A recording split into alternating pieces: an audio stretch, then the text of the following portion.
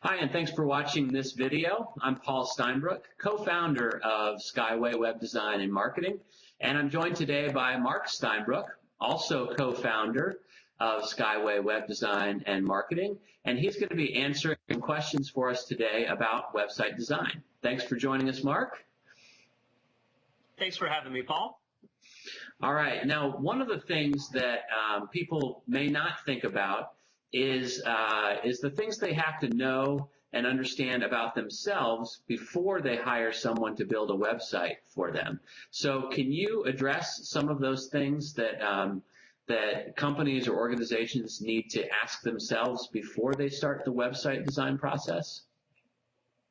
Yeah, and these are usually things that are, if not all of them, a few of them are overlooked, and they're all really important to have figured out before you get started in even the evaluation process of selecting a website design company. The first is going to be to create a web team, and a web team is just a group of people that are going to be the ones that are going to be responsible for the website, making decisions, and then eventually maintaining the website.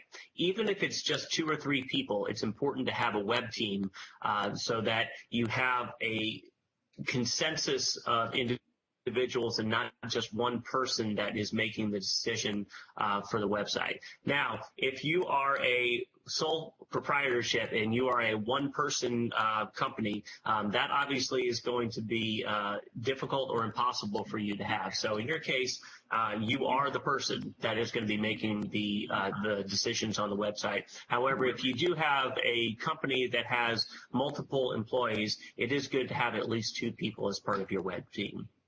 The other thing that you want to figure out is define the purpose of the website. Is the website going to be for internal uses or external or both?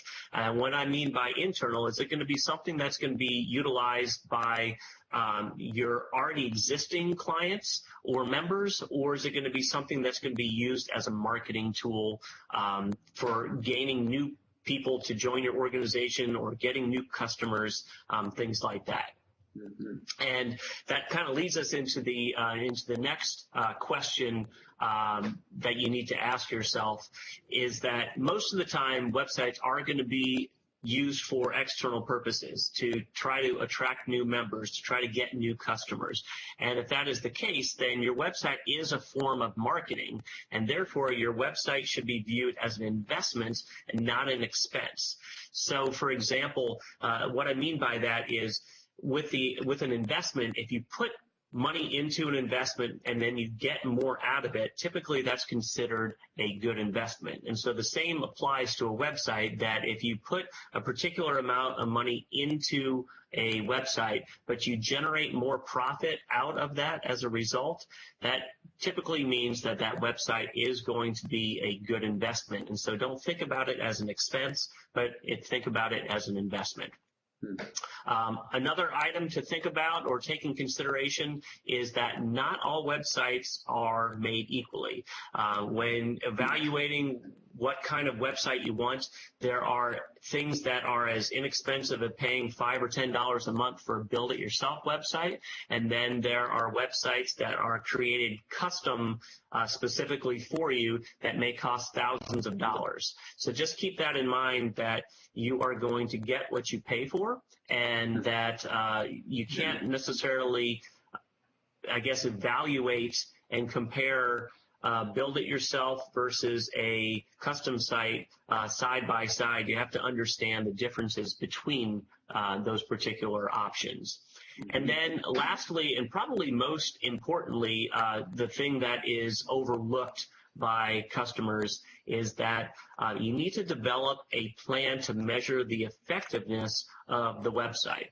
Oftentimes people, after they have a website for a while, they will question the investment that they have into the website and thinking, well, gosh, I really don't know if it is worth paying a certain amount of money every single month to have this website or to support the website. And the reason that they don't know whether or not the investment is worth it is that they don't have anything set up in place to evaluate the effectiveness of it. So it's important to have things set up so you can know how many visitors you're getting to your website, how many new customers or new sales you're getting as a result of it, how many new clients or consultation requests you're getting, how many new members or visitors you're getting to your organization. All those things should be set up and determined before you start the process of building a website, so you know whether or not the investment that you're putting into the site is a good investment. All right, great insight, Mark. You've given us a lot to think about before we start the website design process. Thanks. You're welcome. And thank you all for watching this video. Stay tuned for more videos from Mark about website design.